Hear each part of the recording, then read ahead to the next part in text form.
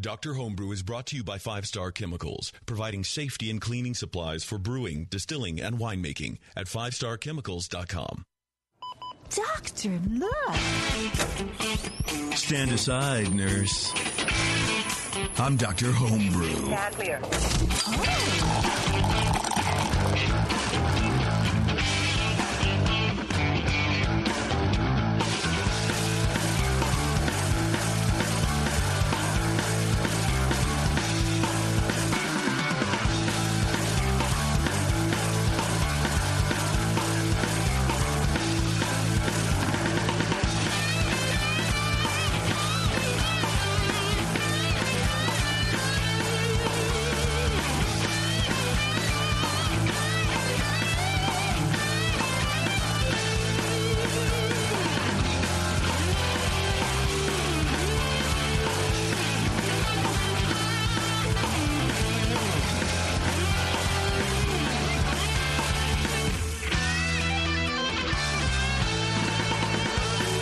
Welcome, everybody. It's Dr. Homebrew once again, riding the airwaves of the internet times. Hey. You know what I mean, Brian? Yeah, well, it's not really airwaves. It's like digits and like ones and zeros and stuff. Well, it's airwaves of the internet. Doesn't that mean anything to you? Not quite accurate. Why can't it be? Well, if you broadcast Why can't it be? Through like a FM transmitter to your stereo, then it could be. Okay, do that. Yeah, the airwaves of the internet. I'm right. Let's just call it something. Why can't we? Science invents new things all the time, right? Yes. Okay. Will you help me work on inventing airwaves of the internet? Yes. Okay, thank you. I appreciate it. Good evening, everyone. This is Dr. Why am I so low? Everything's so low. Dr. Homebrew. Why am I so low? I got the blues so bad. Solo shot first. Thank you. We got a good show for you guys tonight. We have a lot of good beers. A lot of good beers. We have... What do we have? We have a Northern English Brown Ale, which I'm excited to drink. I like that style of beer. And then we have a Helles from Ryan. I know I told you guys IPA, but I lied. It's a Helles. Which, again, I like that. So it's two really good beer styles, I think. We'll see if the beer matches. All right. No, we got a couple good people. We got Mel and we got Ryan. They're going to be on the line, eventually. And talking some beer, man. But first, before we get any farther, I want to thank our fine sponsor, our main sponsor, the only sponsor that we say before any other sponsors, 5 Star Chemicals. You can go to 5starchemicals.com and learn about all the reasons why you need 5 Star Chemicals in your life. You need PBW, you need Star San, you need SaniClean, you need everything. You just need it all because it's science. It is in my life. I was just using some on Memorial Day. Really? Taught a friend how to make mead, and we did a traditional mead with some local made honey.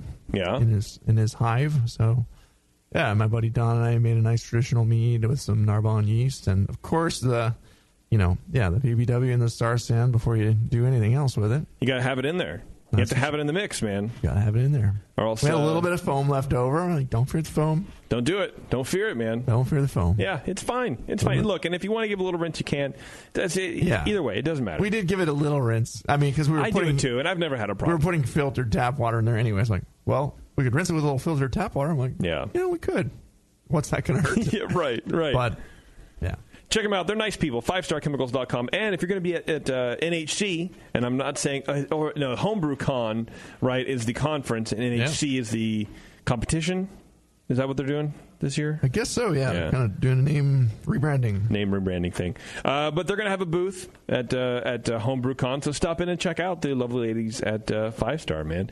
And usually they have some cool stuff to give away and whatever. So we really appreciate it. Thanks a lot. Those slap-on wristband things. Do they? Is that what they do? I got one of those one year. You just, yeah.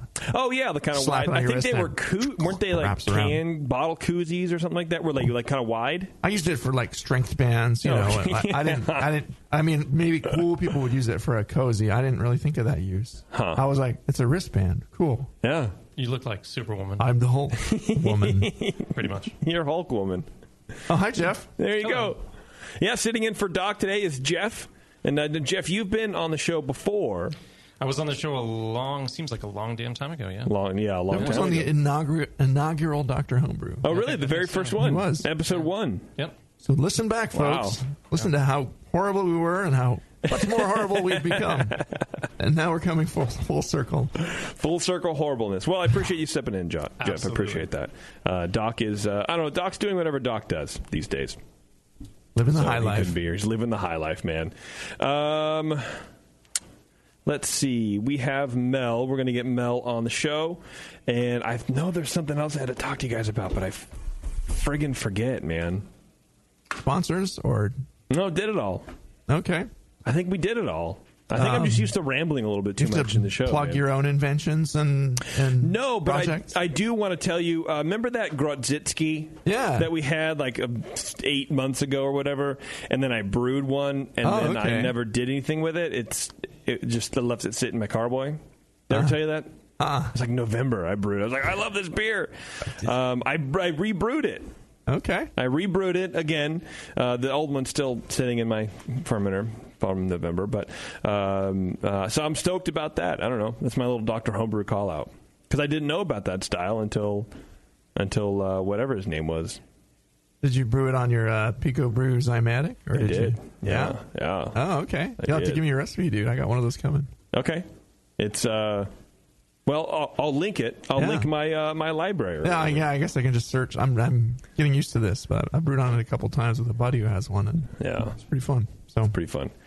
Yeah, let's just get Mel on because I can't figure do it. out. I can't figure out what I was supposed to talk to you You'll guys think about. of it. So I'll figure it out later. I'm not concerned about it. I ain't shook, Brian. All right, I believe Skype we works have today. Mel on the line. Greetings, Mel. Hey. Am I being broadcast over the interwebs? Yes, the airwaves of the internet, if you will. All right. All those You're surfing living with the digits alien. out in radio net world. Yeah. Yay. Thanks for hanging out with us, Mel. Thanks for sending in a bunch of beer. You sent in like quite a few bottles, didn't you? Yeah, well, I wanted you guys to be able to have some to try and then go, what was that crap that I drank, and drink again later and go, oh, yeah, okay. I don't like it. I don't like it at all, but I'm going to be reminded of it every time. Hey, I have 10 gallons of it. Well, not anymore. Now you're minus a few bottles. How long have you been homebrewing, man? Since about 2000. But, Okay.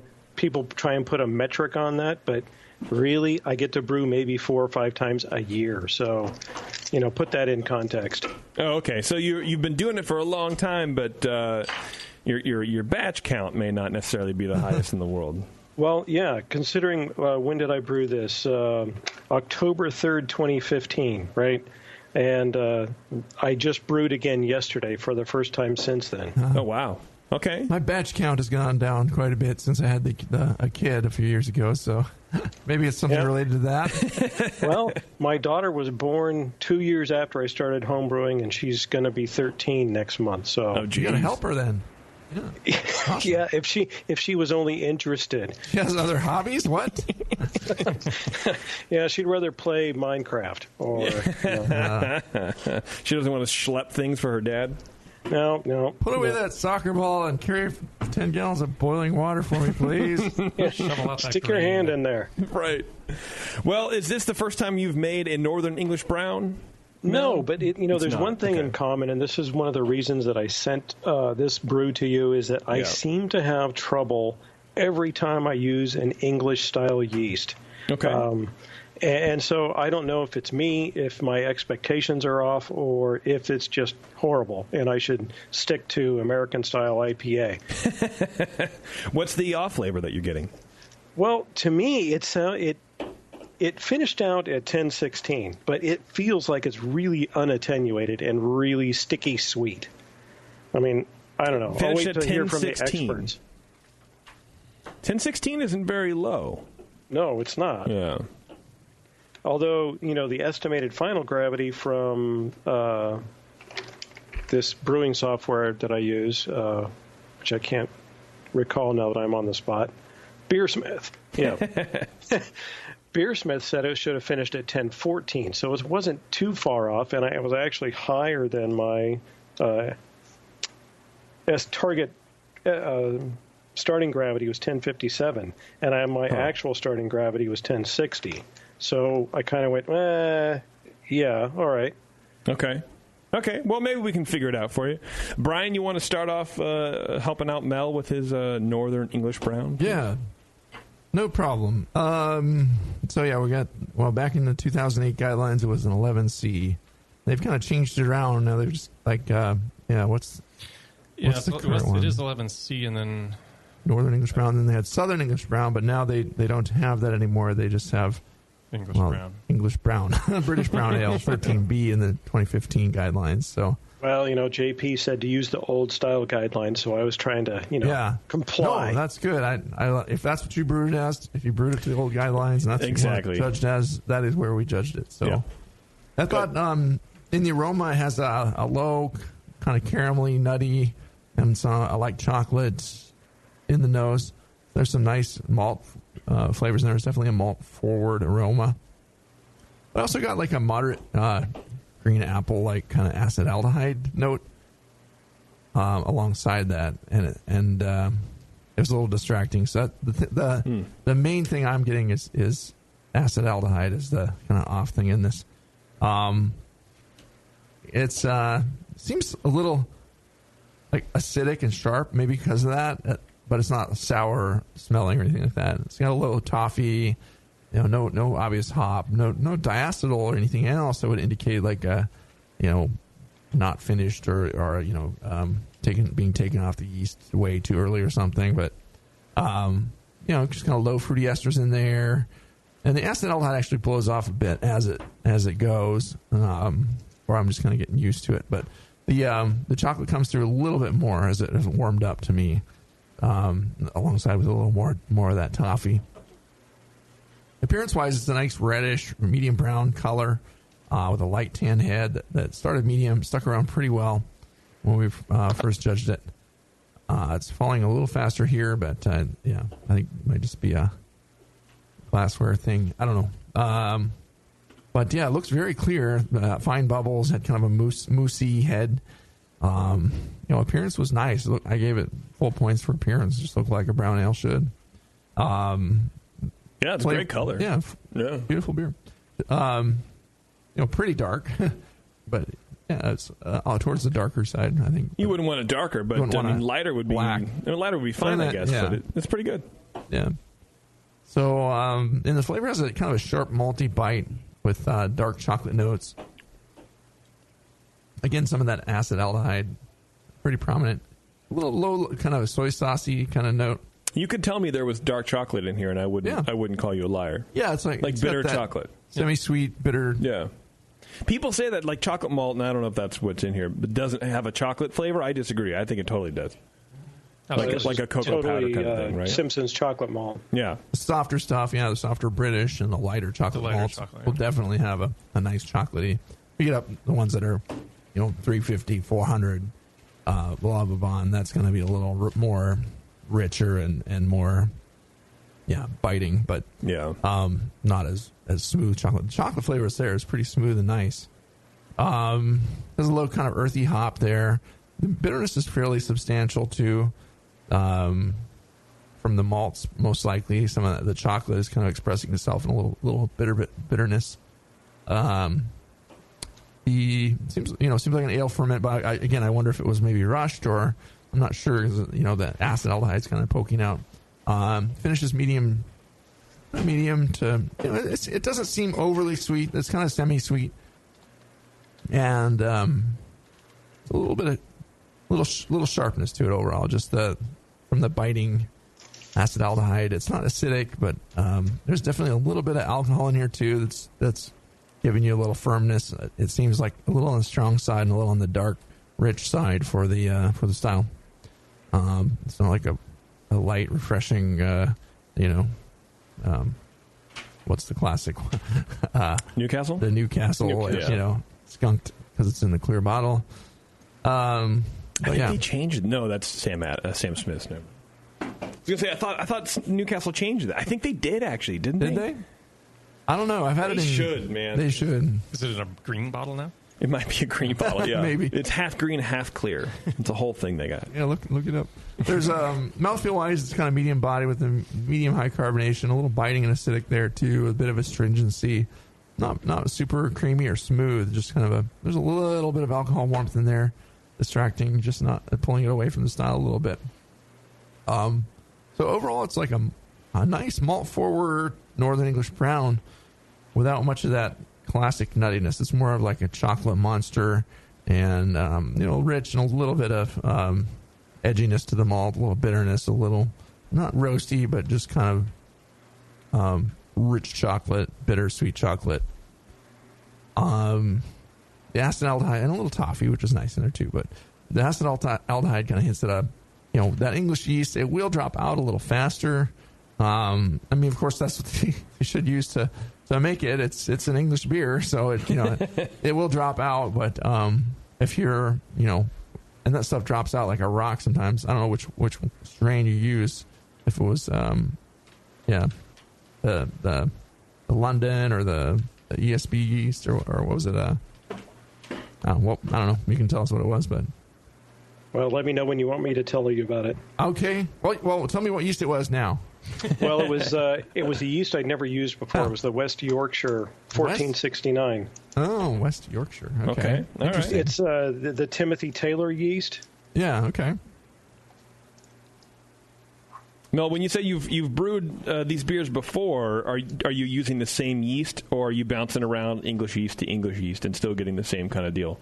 No, I've been using WLP02 for the longest time and not getting good results with it, so I started bouncing around a little bit to try different stuff. Now, I will tell you that I make a London. And he's gone. We lost Mel. He makes the London Porter. See you, Mel. Mel's done. And he also uses that English yeast in it, I'm guessing, and now I don't know what else he was going to say. Yeah, now you're in his head. Yeah, I don't know what happened, Mel. Sorry, I think it's on your end. We'll try again. Yeah, we'll wait for him to come back. Yeah. I mean, the question is, why did he change? What was he seeing in the W002 that he didn't like? Yeah, it sounds like he's having the same issue where it's not drying out enough. It's finishing too. Sorry, my headphones dropped out. No worries. Glad to have you back. Yeah, so I gave the beer a 25.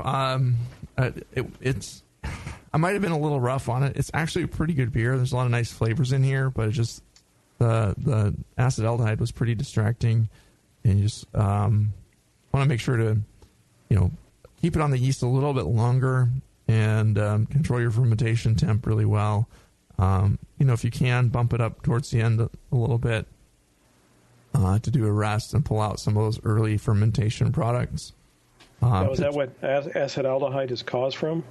Yeah, it's produced earlier in the fermentation, and it's something that goes away as the fermentation kind of matures and finishes out. So if you're rushing it and pulling off the yeast into secondary too fast, that might leave a little bit of that behind, or some diacetyl, and just depending on the strain and what you did your fermentation at. But just keep it stable. Be patient with it.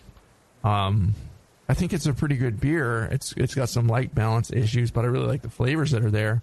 So it's an interesting beer, and just removing that defect would make it a lot better. It's just a little rough for me. So, but yeah, I'm glad you wanted some feedback on this one, because it's like, oh, this is the best beer I ever made. It's like, no, you're looking for feedback and you want to know what to do to fix it. So I appreciate that, and I'm glad. I hope we can steer you right. But I'll let Geoff give you some more thoughts on the beer here too. All right. Yeah, from an overall aroma perspective, the toffee note definitely dominates. There's some moderate carbonic thing going on. I agree with Brian. There's some fruity esters there. I was really getting more of a pear note than a strong apple note. No real hop aroma, no DMS, no diacetyl. Brian mentioned a little bit on the nutty side. I get a little bit of light hazelnut maybe on this one, maybe a little dry peanut aroma, and I get a little bit of light diacetyl. Overall, the appearance is great. It's dark brown with moderate clarity. There's a little bit of a slight haze, but when we tasted it, there was this really large, thick head of off-white foam that lingered in the glass, which was great.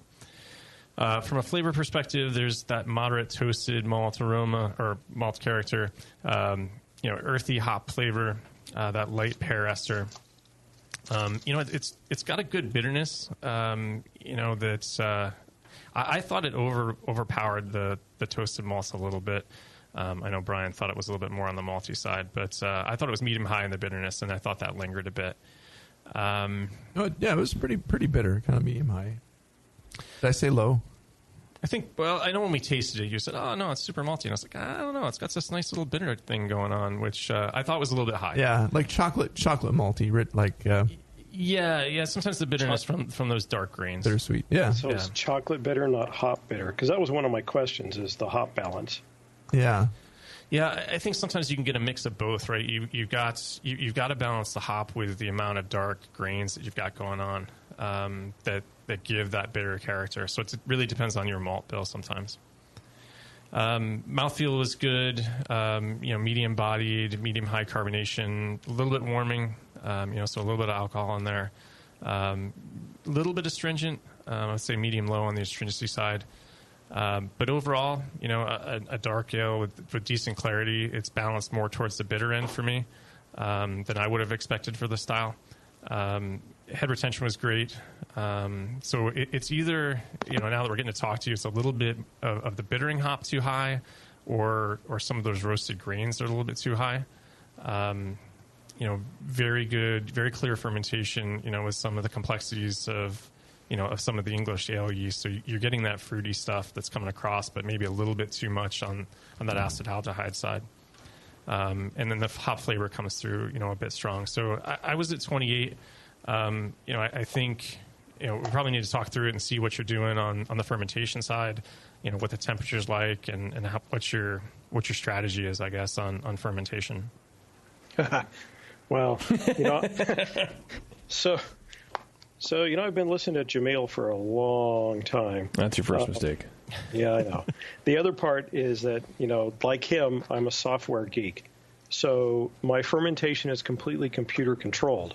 I have a BCS 460 that I pre-program with an ale ferment and let it roll.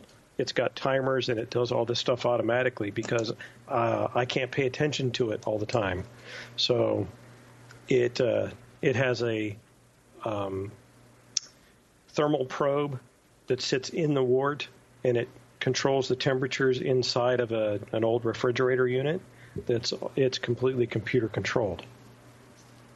So when we say you need to pay attention to your fermentation temperature profile and make sure that's stable and keep it. Yeah, I kind of chuckle. He's already dialed that in. It's completely rock solid. Yeah. It starts at 60 and it slowly ramps up over 2 weeks. This beer sat on the yeast for almost 4 weeks before I racked it, because after 2 weeks the yeast was dropping out, and so I would go out and stir it up. Yeah. And get that yeast back in suspension. It would degas, let the carbon dioxide blow off, and it would ferment a little bit further down. And that's how I got it down to 1016, because it originally finished at like 1022. Huh. Did it take off okay, or did it? I mean, that is a trick you can use to kind of finish. It was blowing. Okay, so I use a conical, one of those plastic conical fermenters from Spray Smarter or whatever. It's 15 gallons, and I make probably about 11 gallons of wort in there, and it was blowing out the top. Nice. The other thing is I wanted to let you know that because you guys mention it so often, I was one of the original Kickstarter programs for the Beer Bug. So I got the Beer Bug data from this that I could share with you. Cool. The Beer Bug is rolling right now in the Memorial Day IPA that I brewed yesterday. I saw that this morning. That's funny. Yeah. Oh, did you? Yeah. That's me. Wow. That's cool, man. So, you guys talk about it, so I mention it. I only use 5-star chemicals. I keep a bottle of Star San in a spray bottle. Yes, I do the same thing. It's great. And being a fan of Jamil's, you use the pitch rate calculator and follow that to the T with the entering the I used manufacture date and all of that. Yeah, I used 3 of those ready pitch packs in a 4-liter starter before I pitched into this. So it had a crap load of yeast, and it was It's the first time I was able to actually top crop because there was enough yeast blowing out the top. Wow. So All right. 3 smack packs in a 4-liter starter. That almost sounds like too much. What was the starting gravity on this? 1060. Okay. Yeah, it's a firm beer, so yeah, that does seem like. So what happened? I think the alcohol level is up around 6%, so it's out of style for that. Yeah, the starting's a little high. Well, like I said, my target gravity was 1057, and I hit 1060. Yeah. And I think the style, the OG on the style at top is 1052, at least on the 11C. Yeah. So well, it's a little bit big. I'm pretty sure this is an adapted Brewing Classic Styles recipe. You know, just to go full Jamil on you. If you guys want to go over the recipe, we can do that too. Let's just call Jamil in here. I mean, call him up, JP. Well, so why? What do you guys think happened? What do you think happened to the beer? 1060 to 1019 was it? For or one reason or another, the beer just didn't. 1016. Okay. It just didn't fully attenuate. And Mel, forgive me if you answered this already. This is a problem that you have with every English strain. It seems to be English ale yeast only because I make Belgian wit beer all the time, and I make various IPAs using California ale yeast, and that all seems to work really well. I've even used the East Coast ale yeast, and I really like that. What's going on in Mel's fermentation? Did you say you started at 60? Is that where you're starting? Yeah, 60 degrees. Have you tried to start a little bit warmer? No. It does seem kind of low, huh? I don't know. 60 seems pretty low. I mean, I just wonder if it's stressing the yeast out a little bit. It stresses the yeast out, and they don't ever get going. Well, or they'll kick out some flavors early in the fermentation because they're not quite. Because he said they were blowing happy. out. It was blowing out the top, so it sounds vigorous. It's a lot of yeast in there, so rocking and and after rolling. like day 1, it's up to 10. It's up to 62, and the day 3, it's 64. So it's gradually going up there, and it kind of levels off at 68. Geoff, you were saying that maybe it's too much yeast. I mean, I have to go do the calculation, but that does seem. For a 10-gallon batch, 3 smack packs in a 4-liter starter, that's a lot of yeast. Do you use the Mr. Multi yeast calculator, Mel? Yeah, of course I do. Yeah, I know. Well, and you dialed in. That's what we call a softball question. Yeah. Yeah. So, one of the other things that went on with this, so here's another clue, is that the yeast was old. That was why I used 3 smack packs instead of 2. Uh-huh. Because it was getting long in the tooth as far as the packaged by date on the yeast. Did you smell the starter when you pitched it, or when you were preparing to pitch it? Yeah, and it smelled fine. Yeah. However, I will tell you that the yeast that I top cropped wound up going bad on me. So I top cropped some yeast and I fed it on the stir plate, and was watching it, and it got to high krausen, and I forgot about it, and it fell down, and I came back a day later, and it smelled horrible. It was all sour. Weird. Yeah, I mean, maybe something else got away in there a little bit, but I don't know. It sounds like you know what you were doing. Maybe. So. Yeah, dummy. I mean, you've been doing this for 1,000 years. Yeah. There's just, some things that elude me. Oh, the funny story there is we moved. I'd been brewing for 3 or 4 years, and we moved. And it took me about a full 2 years to figure out that my water at my new house wasn't good for brewing. Because we went from well water to surface water, and I had no idea until I got a water test done. And now I build my water from RO. That's good. Yeah. So this was after the change, after you started using RO? Yeah, because we moved in 2005, so that's a long time ago. What should this beer finish at, ideally, do you think? I mean, 1016 to, 1012? 1013, 1014, maybe. Okay, so he's really not... Yeah, if it starts the that Beersmith high, estimate is 1014. Okay, so he's really not that far off in one direction or the the other. Okay. No. That's what I'm trying to figure out. So it's not cloyingly sweet. He's really just trying to figure out his recipe and the off flavors. Yeah, I mean, so let me give you kind of the metric that I'm using. Yeah, go for it. I can drink a pint of this, but I don't go for a second one. And that's where I'm like, this beer isn't good enough because I don't want a second pint. Yeah. Yeah, that's a good judging. Wow. Like, well, yeah. And you drink it more slowly. It's like, well, just this beer will last me an hour and a half or something. That's why he sent us 1,100 bottles. Yeah. Exactly. I'm trying to get rid of it. Yeah, I mean, it's fully attenuated, right? I mean, he was at 1060 down to 1016. I think for that ale yeast, that's full attenuation. Yeah, as many times as I roused the yeast and put it back in suspension, it wasn't going any higher or any lower. Yeah. Why did you go away from the 002? Same problem. I wasn't getting full attenuation. Everything tasted sweet, and I kept playing with my hop balance. So I've been using the Fuller's kind of hop profile of Target, Challenger, Fuggle, and East Kent Goldings, kind of in balance. Mm-hmm. With this beer, I threw an ounce of each of those hops in there at different times. I wonder. So Target at 60 minutes, Challenger at 30 minutes, Fuggle at 30 minutes, and East Kent Goldings at 15 minutes. That seems pretty good. Yeah, no, I mean, it all seems right. I wonder. Hops are fine. I just wonder maybe if you want to go to a smaller beer, if that, because 1060 is way up to the top of the Jamil style. Let's ramp it 115%. You can make this a 1045, and that's still in style. 1040 is still in style. And so maybe you bring it down a little bit, and maybe that's more what same recipe, just calm down a little bit. Starting to back down a little bit on the base grain. Well, and looking at the YE stats for that yeast too, the 1469, the temperature range that it likes is 64 to 72. So maybe instead of starting at 60, it might be where it's kicking out some of the off flavors, the acetaldehyde I got, and it's putting a lot of that out early in the fermentation, and it's not eating it up later because what you did fermentation wise. Well, it's a pretty wide swing too, from 60 to.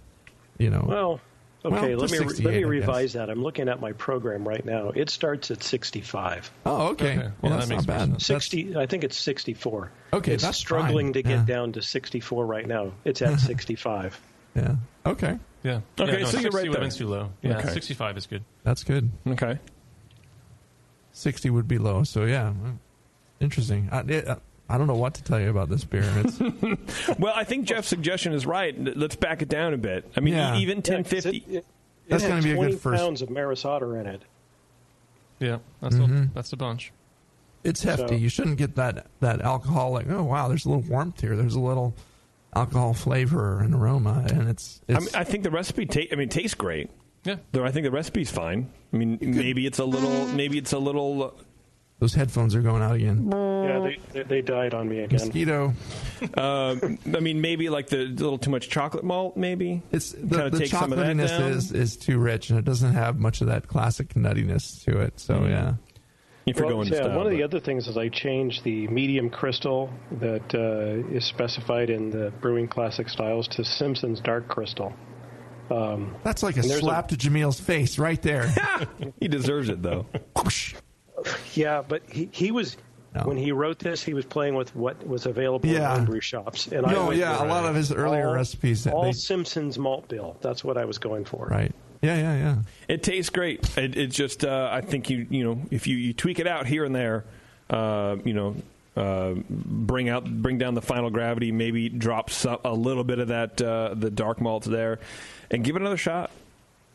Okay. Give it another shot. See what happens. Send us 6 more bottles. Well, I was going to send you guys 6 bottles of the Doppelbock that I made in December. But that's really good. It came out really good. He's drinking it 3 pints. He's drinking it right now. 3 pints at a time. I hose my driveway down with that. I don't care. I'm always going for the second pint on that one. Right. I'm actually saving that for the winter. It's going to sit all summer long in the cooler. Nice. Entered into the Oktoberfest homebrew competition that we hold every year. The Mad The Zimers. deal with that was that I was bottling the bottles, and these were brand new bottles out of the box. And I put caps on them, and they all got hairline fractures from the neck all the way down the seam of the bottle. Wow. And so I knew if I packed them, they'd all end up broken. Yeah, for sure. Well, that's all right. It sounded like you wanted some decent feedback on this beer, and I hope you got it. Do you have any questions for the guys before we let you go, Mel? How was the carbonation level in the bottle? Because I bottled these off of keg. It seems pretty good. Yeah, pretty no fine, difference. right? Yeah. Kind of medium high. It's Okay. perky. Almost it? like I know what I'm doing. Right. Yes. Almost. Right. No well, problem there. Mel, do us a favor, man. Try the beer again with a couple of suggestions from the guys, and send it in, or at least send us a follow up. Oh, you bet. Thanks a lot. All I right. really like the show and listen to it all the time. Thanks, Mel. Thanks for coming on with us, bud. Yeah, Thanks. You bet. Appreciate it. All right, buddy. Bye. All right. Bye. Cool. Good beer overall. I mean, I think the flavors were great. I Yeah. really like that chocolate, but it's a little too. It's like 20% too high. It's Yeah, a bit big. it's Yeah. Maybe even 40. Amped It's a up. little, it's Beefy. a little much. I'll tell you what, let's take a break, and then when we come back, we're going to talk with someone. We're going to talk with Ryan, and we're going to drink that Hellas. Two things that I'm looking forward to. It's Dr. Homebrew. We'll be right back. Hello, fellow BNers. This is Sully from the 21st Amendment Brewery located in San Francisco, just 2 blocks from Giants Park. Before Nico and I opened the 21A and before I was a professional brewer, I homebrewed on my small 4-burner apartment stove in a back house in Santa Monica, California, making my extract brews before graduating to the daunting idea of all-grain brewing. Homebrew books and information was hard to come by back then. The internet hadn't been invented yet, along with other things we take for granted today, like electricity and potable water. One thing I wish I had back then when I was learning was a radio show that could teach me the ins and outs of brewing and answer questions that I had about homebrewing, a resource for making great craft beer. The 21st Amendment Brewery is excited to be a proud sponsor of Dr. Homebrew, a great show that teaches you what you need to know about making incredible beer. Good stuff. Listen up, you might learn something. I certainly did. And thanks for your support. Tasty Crack Kings. Since the first time the Brewing Network microphones turned on, More Beer was behind it. More Beer sponsors the programming on the BN because, like you, they love brewing. And like the Brewing Network, they love sharing their knowledge. Morebeer.com isn't just a website to place your next equipment or ingredient order. Morebeer.com also gives you access to free beer information that will make you a better brewer. Go to morebeer.com and click into the Learning Center. You'll find podcasts, technical facts, video tutorials, and more, including access to The Buzz, More Beer's social network of more than 5,000 members. And some of them might even be crazier about beer than you are. Get over to morebeer.com today and take advantage of The Buzz, the forum, the Learning Center, and make sure you're signed up to receive the newest More Beer catalog. More Beer, bringing you absolutely everything for beer making.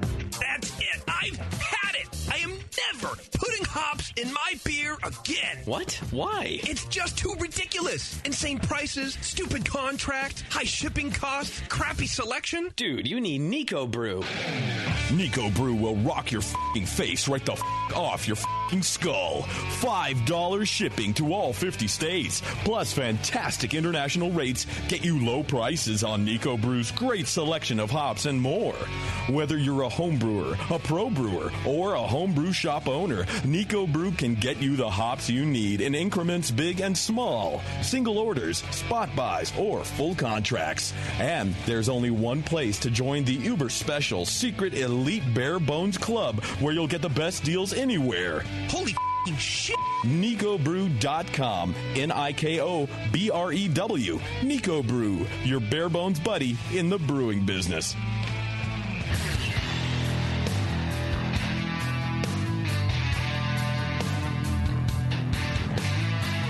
Now, back to the examination.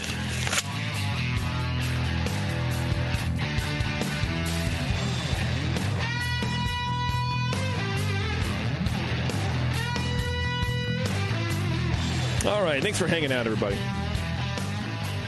We're about to get Ryan on the phone, but first I want to chat with you guys about the iDip. We've talked about it on the show before, and Brian has actually been using it, or has used it, and he now has it returned. It's like a long-lost bicycle. It came back to me. I missed it.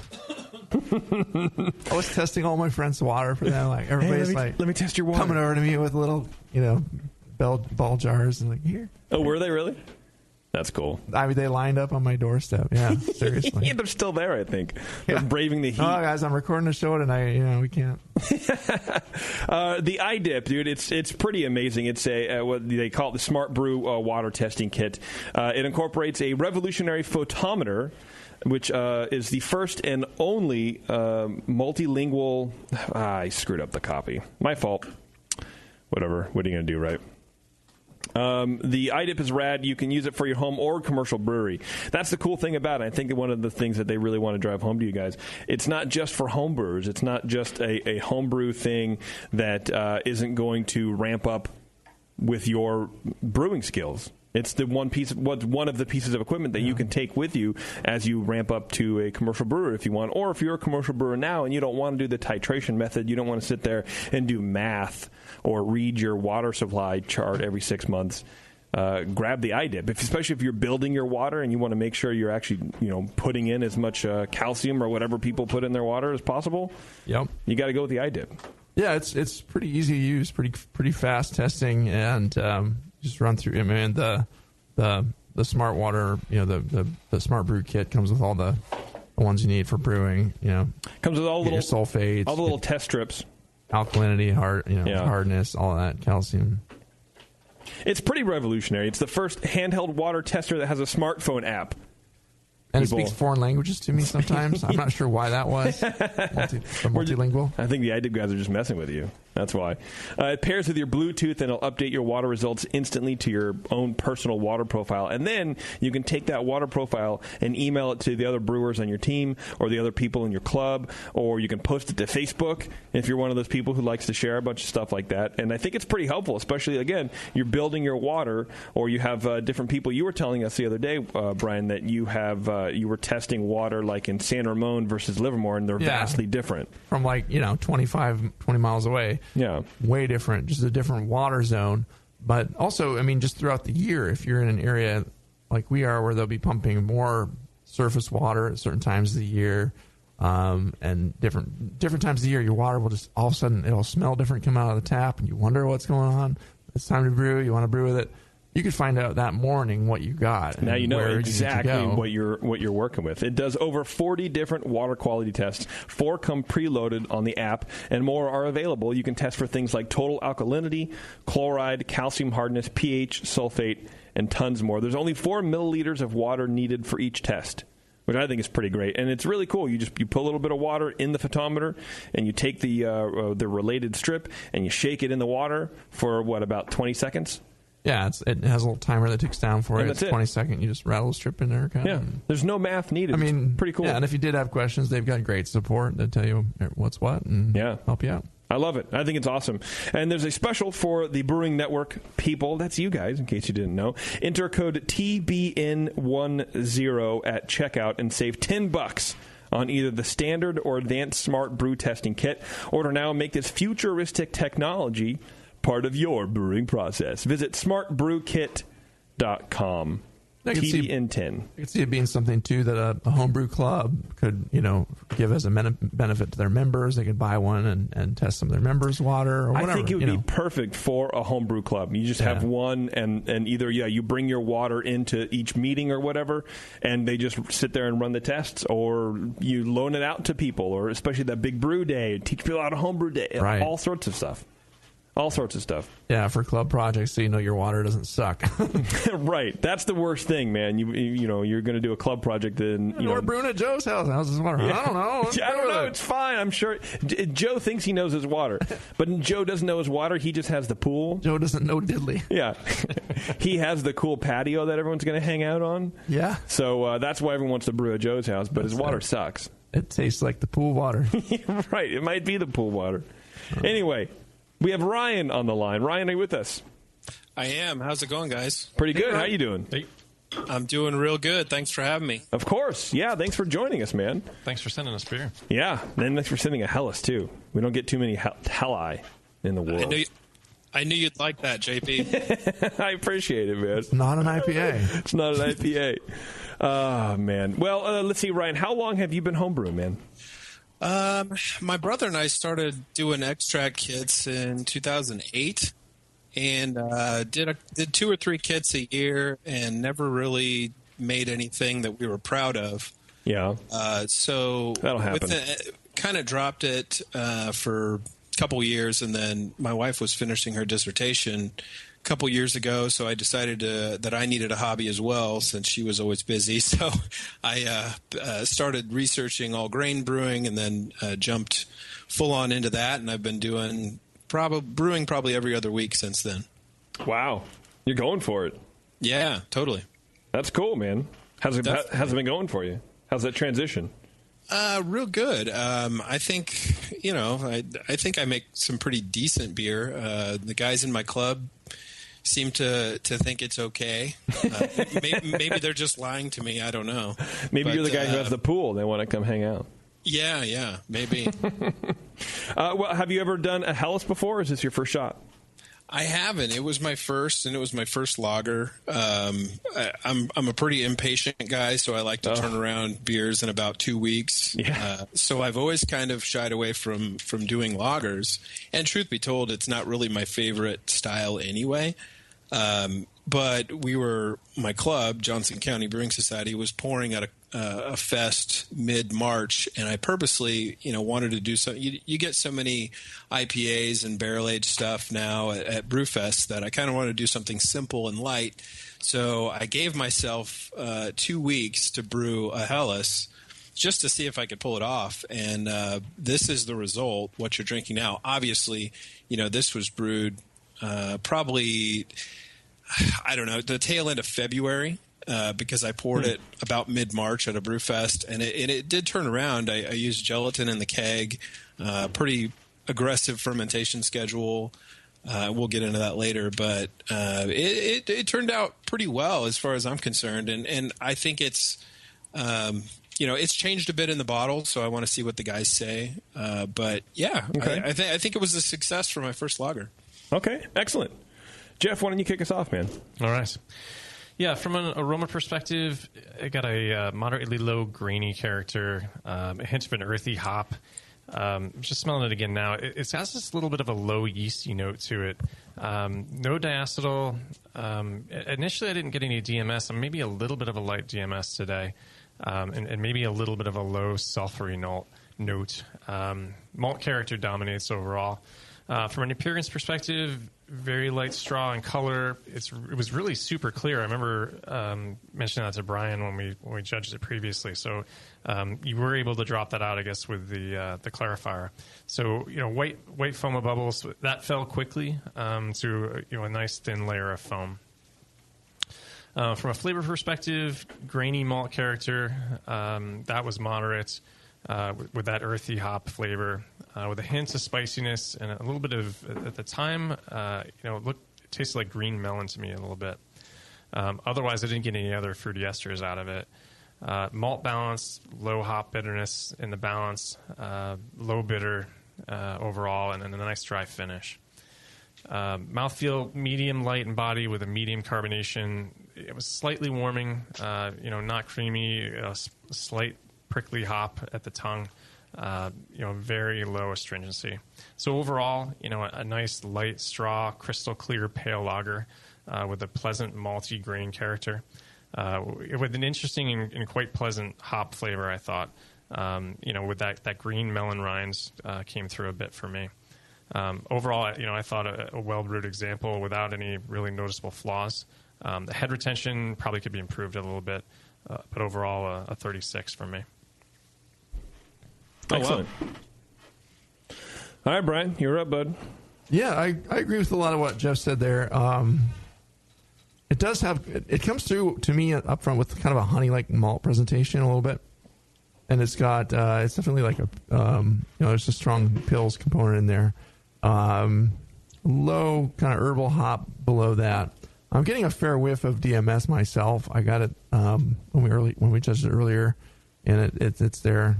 Now as well, kind of a cooked corn-like component to it. No diacetyl or acetaldehyde. It seemed cleanly lagered. No esters. I'm surprised you turned it around that quick. Wow. And it's not very sweet smelling. but yeah, like kind of a corn-like impression is one of the primary aromas there.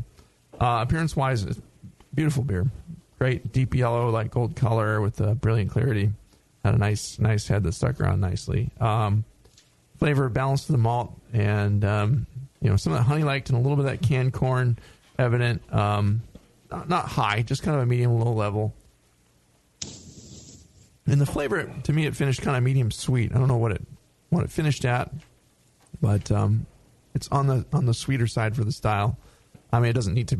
You don't want it to be bone dry. You want to hint of some sweetness in this beer for sure. Yeah. And it's nice. It's kind of nice the way it is. But there was a little bit of a little bit heavy, honey, I guess. Yeah. Sweetness, kind of. Is that oxidation? When I start getting the honey, like it can be a little oxidized character, and if it's been in the bottles for a long time, I don't know, depending on how you bottled it, or if the whole batch tastes like that. But it could be from either or any oxygen along the way after you fermented it. But pretty clean lager fermentation profile. I'm surprised. Yeah, I mean, if it's been in the bottle, it's kind of lagering in the bottles too, so that might help too.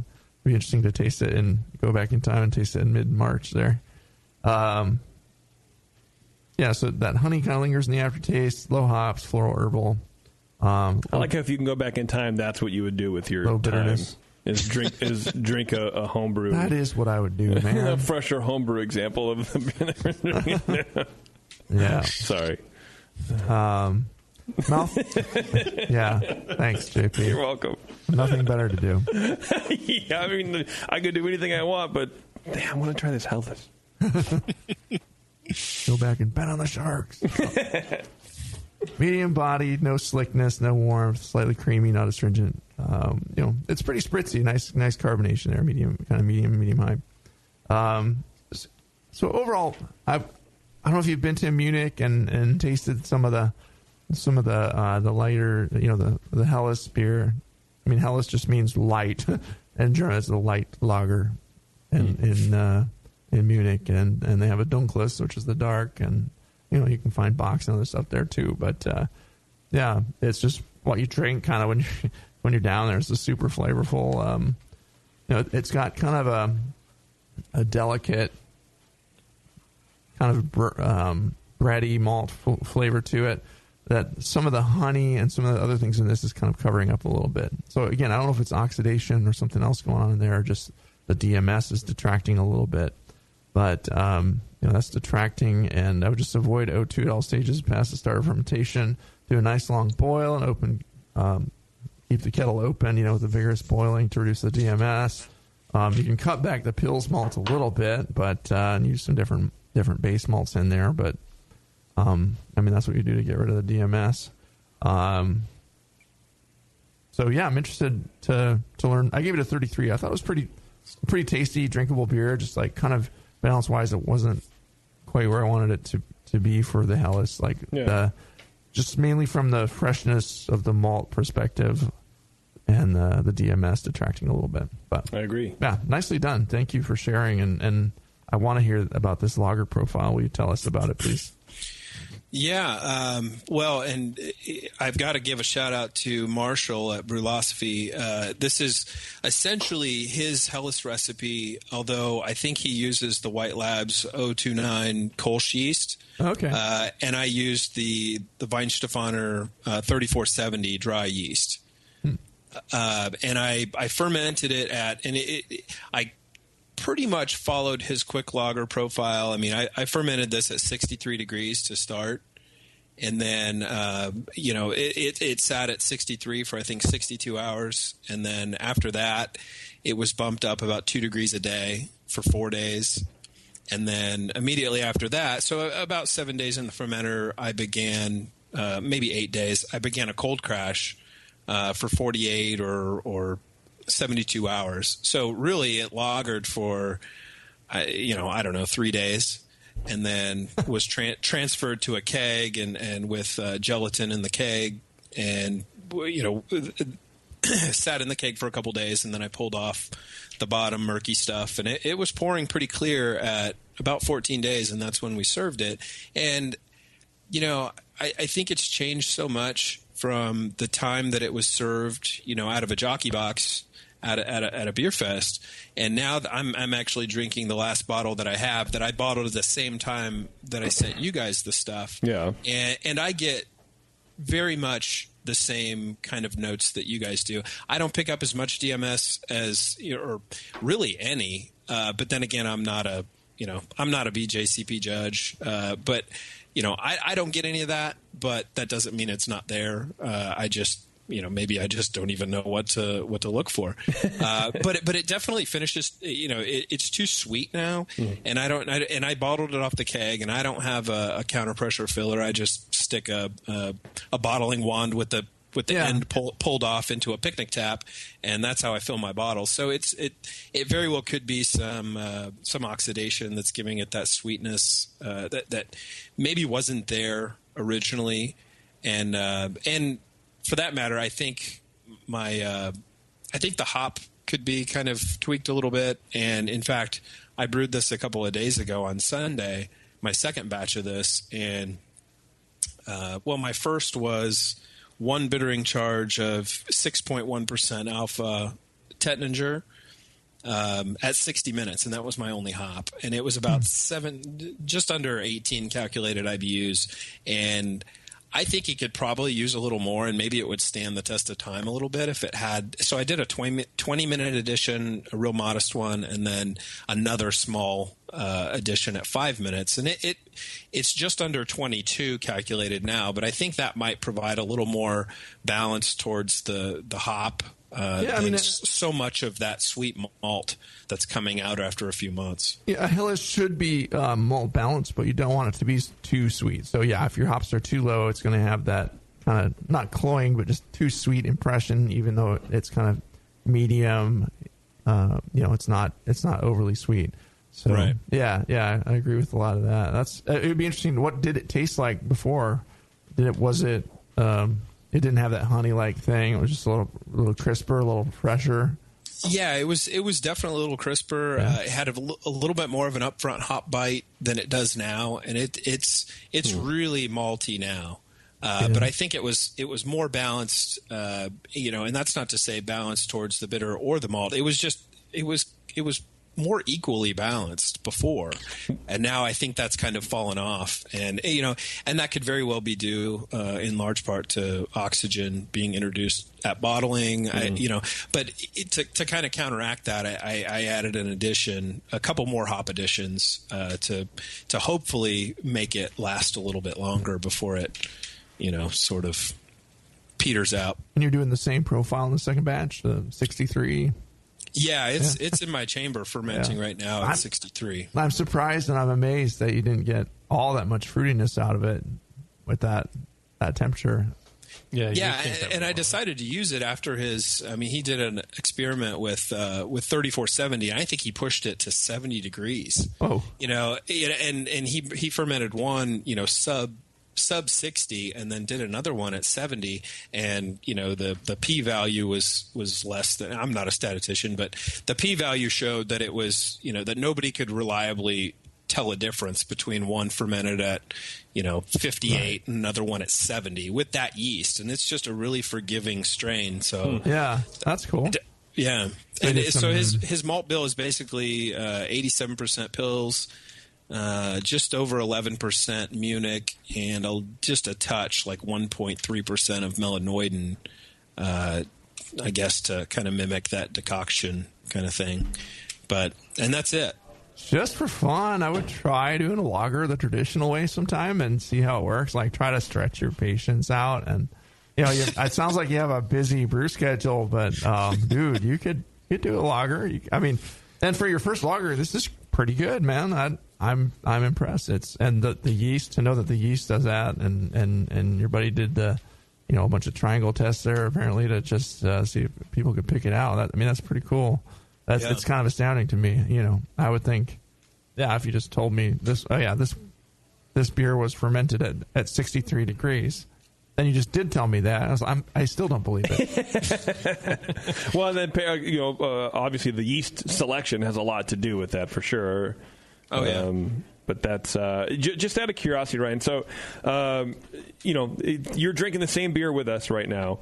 Yep. Brian gave you a 33. What do you think? I just want to, just for fun, what do you think this beer was when it was fresh, coming right off the tap?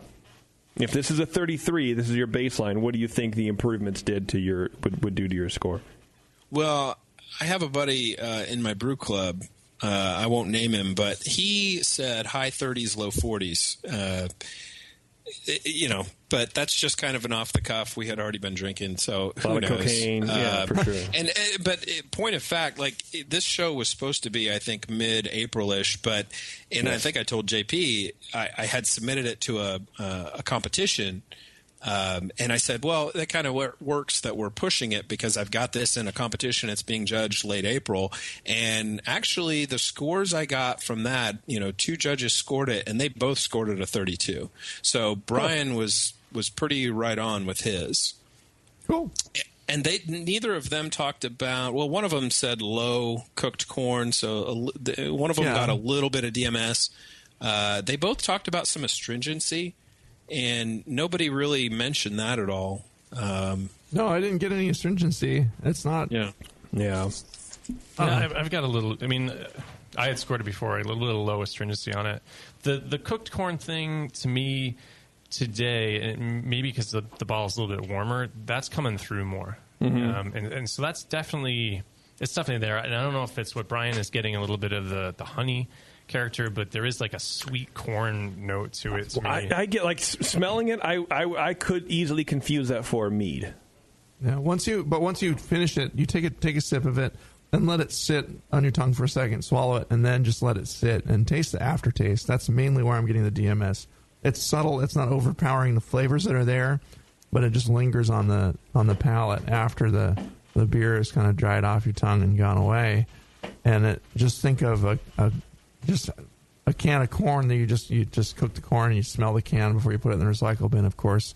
And always a faint version of that. It's not heavy, but it's just if you're cooking some corn, mix that with a little water and put it aside and smell that, and then mix that with some beer or something. And, you can get I don't know. Yeah, you can train your palate. You can do some sensory exercises. There's a lot of things. There's Zeeble kits you can buy.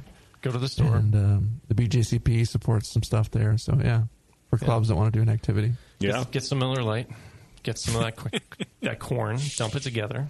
Then that's what you got. And then drink that for a day straight. Tasty stuff. I wish we could have tasted it a few months ago.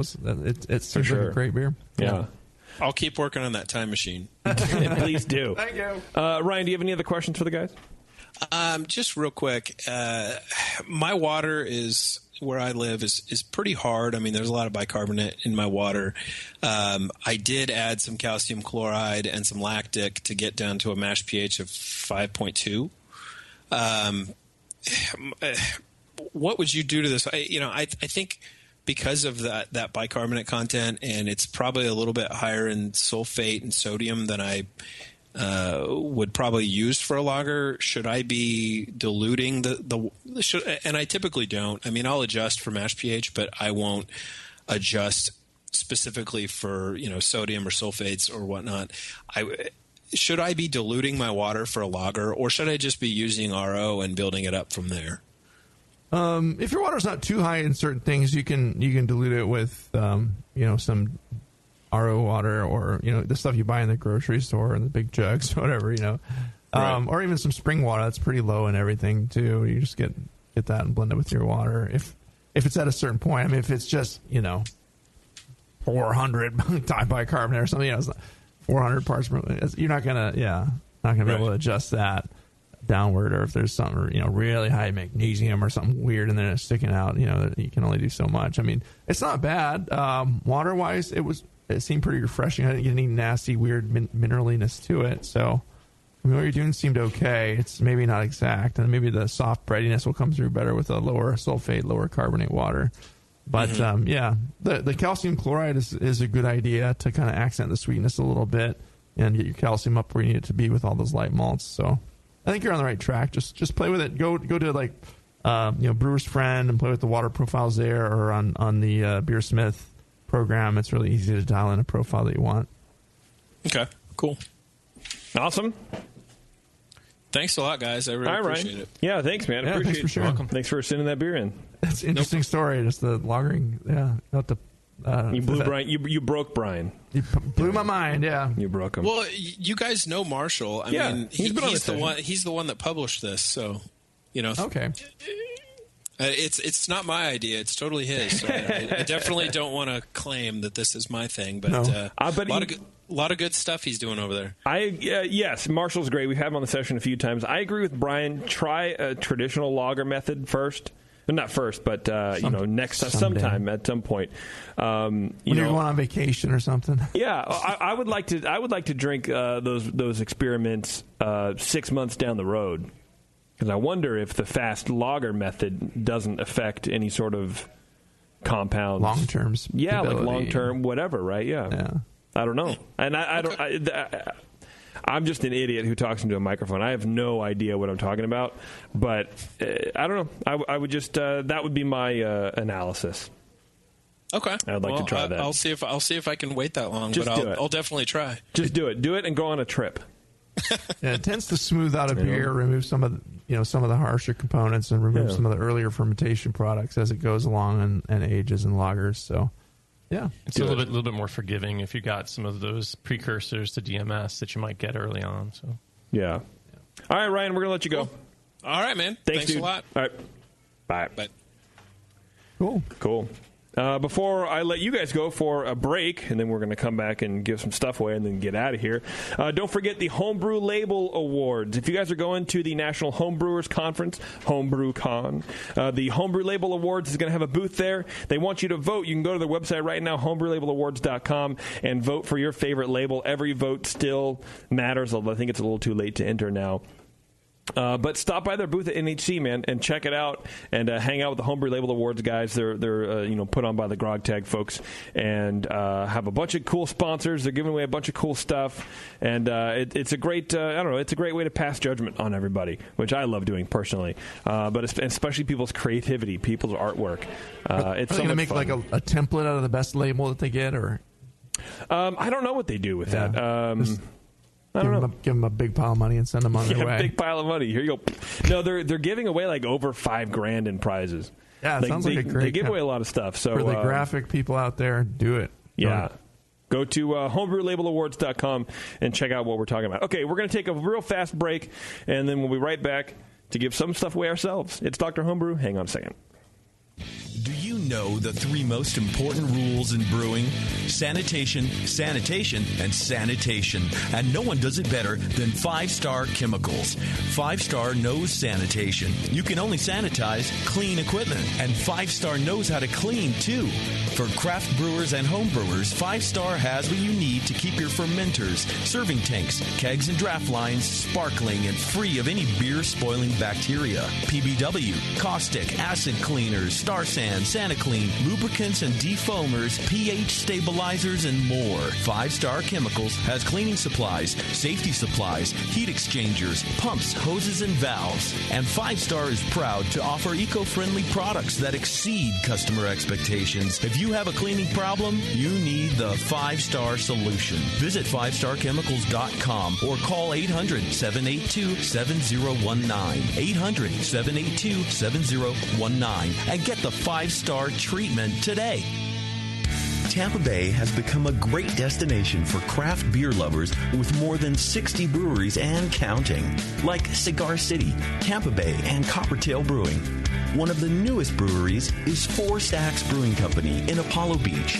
Four Stacks believes that the West Coast can't have all the fun, so while we feature West Coast beer like Stone, Ballast Point, and Green Flash on tap, we also brew hopped-up ales to our liking in the West Coast style, even as they're truly Florida. Come in and see for yourself. Four Stacks hosts monthly homebrew club meetings, bottle shares, and partners with local restaurants for free food delivery while you enjoy your pint in their new tap room. Stop by Four Stacks Brewing and support the greater Tampa Bay craft beer scene at a brand new community-oriented independent brewery. Four Stacks Brewing, bringing the best of the West Coast style and attitude. Four Stacks Brewing Company in Apollo Beach, Florida. Grog tags aren't just for labeling your home brews to hand out to your friends. They're the perfect way to round out your personal brewing marketing. Bringing your latest beer to a funeral? Craft a metal sign to go with it. Heading out to little Liam's bar mitzvah? Grog Tag custom bottle caps are awesome. Couldn't get out of jury duty this year? Grog Tag the hell out of the deliberation room with reusable labels. Grog Tag has an awesome array of products just waiting to be customized by you. Metal signs, coasters, tasting mats, bottle caps, tap handles. It's all there waiting for your designs at Grog Tag. Liven up your next party with the widest selection of custom products ever offered by a sponsor of the Brewing Network. Grog Tag. At least your beer will look good. I'm sorry to tell you this, but we're going to have to pour you out. Back to Dr. Homebrew.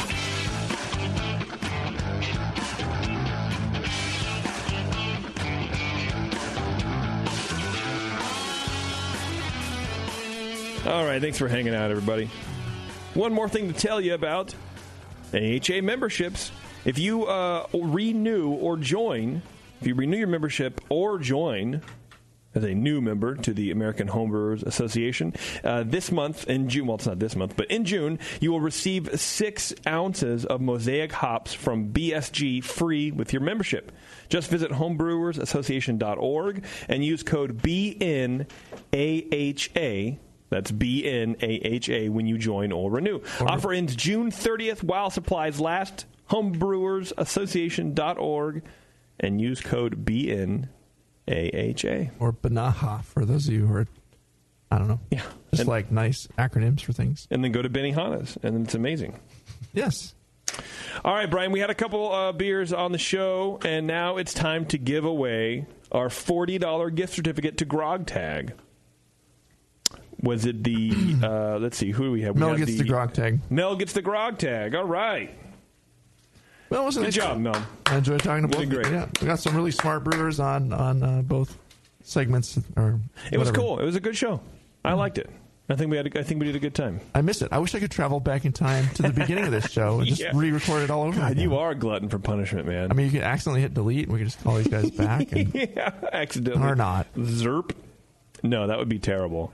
So anyway, Mel, I will talk to the guys at Grog Tag over there, and you will get your $40 gift certificate. Your $40, at least your beer will look good gift certificate, Mel. So go to grogtag.com and start planning whatever you're going to spend it on, man. Metal signs, caps, tap handles, all sorts of stuff, man. Labels with pictures of your temperature fermentation controller on it and all the blinking lights. Right. BUT 2000. MTC 6200. I think it'd be great. I don't know. I forgot the number.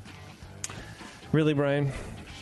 I got to go back in time and listen to it again. Yeah. All right, everyone. This has been another awesome show, Dr. Homebrew. For you live folks, we'll be right back in about 5 minutes or so with another hour of entertainment. And then for you podcast folks, well, infotainment. Whatever. Tune in something else. I don't care. Go listen to Serial. I don't care. Anyway, it's Dr. Homebrew, everyone. We'll see you later.